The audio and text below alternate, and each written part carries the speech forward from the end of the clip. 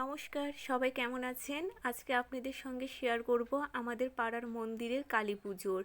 এই স্থানেই হয়েছে আজকে কালী পুজো। আমি একটু মেলার চারিদিকে ঘুরে দেখছিলাম। এখানে বাচ্চাদের বিভিন্ন খেলনার জিনিস পাওয়া যাচ্ছে। এখানে চিংড়ি মাছের পকোড়া বিক্রি হচ্ছিল। এখানে ছিল রঙিন পাঁপড়, এমনি থালি পাঁপড়। এখানে বিভিন্ন ধরনের মিষ্টি ও জিলেপি ছিল। এই কাকাটার কাছে ছিল বেলুন। আর এই চারিদিকে শুধু ছোট বাচ্চাদের খেলনার জিনিসই বেশি। এখানে চশমা ছিল, ঘড়ি ছিল।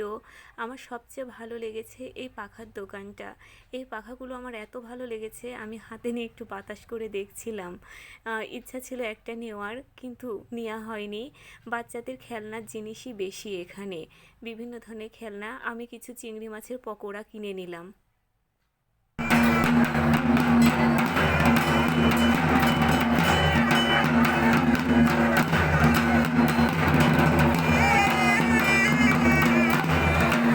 আইসক্রিম খেলাম।